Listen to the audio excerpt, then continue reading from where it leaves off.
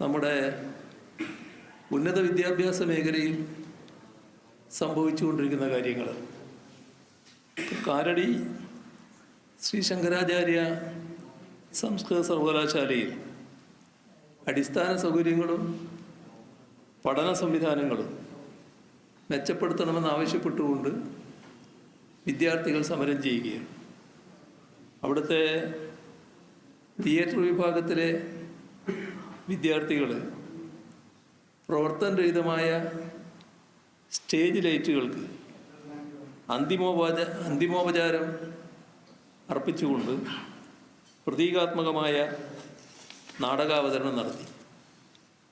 പക്ഷേ അതിനെ vice chancellor Ciza തോമസിൻ്റെ ശവസംസ്കാരമാണ് വിദ്യാർത്ഥികൾ നടത്തിയത് എന്ന തരത്തിലുള്ള നുണ പ്രചരിപ്പിച്ച് വിദ്യാർത്ഥികളെ കള്ളക്കേസിൽ കൊടുക്കുക.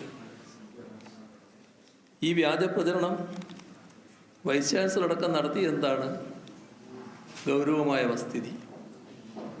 വൈസ് ചാൻസലറെ കയ്യേറ്റം ചെയ്തു എന്ന വ്യാജ പരാതിയും നൽകി. ഇതിനൊപ്പമാണ് ഗവർണർ സംസ്ഥാന പോലീസ് മേധാവിയെ നേരിട്ട് വിളിച്ചു വരുത്തി. ഇതിൻ്റെ തിരക്കഥക്കനുസൃതമായി ജാമ്യമില്ല വകുപ്പുകൾ ചുമത്തി വിദ്യാർത്ഥികൾക്കെതിരെ കേസെടുക്കണമെന്ന് കൽപ്പിക്കുന്നത്. തൊട്ടുപുറകെ ഉന്നത വിദ്യാഭ്യാസ മന്ത്രിയും കേരളത്തിൻ്റെ ആഭ്യന്തരമന്ത്രിയും സമാനമായ ഇടപെടലുകൾ നടത്തി. മാധ്യമങ്ങളിലൂടെ അത് നിലപാട് ആവർത്തിക്കുകയും ചെയ്തു.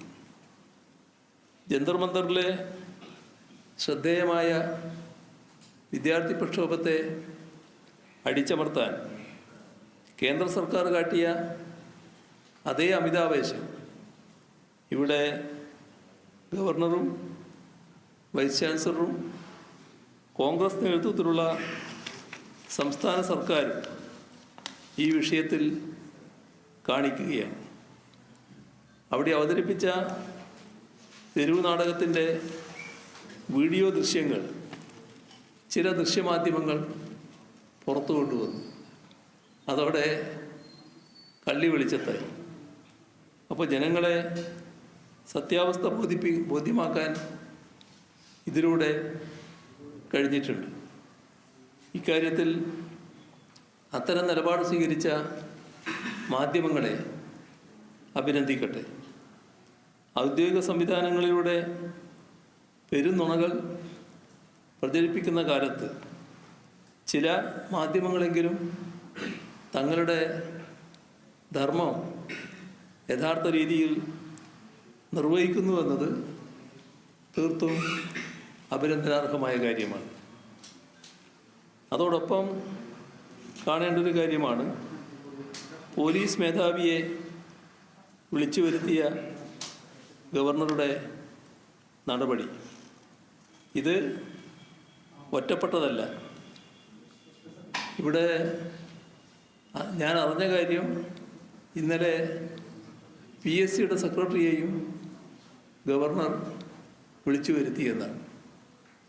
ഭരണഘടന ഫെഡറൽ തത്വങ്ങൾക്കെതിരായ നടപടികളാണ് ഗവർണറുടെ ഭാഗത്തു നിന്നുണ്ടാകുന്നത്.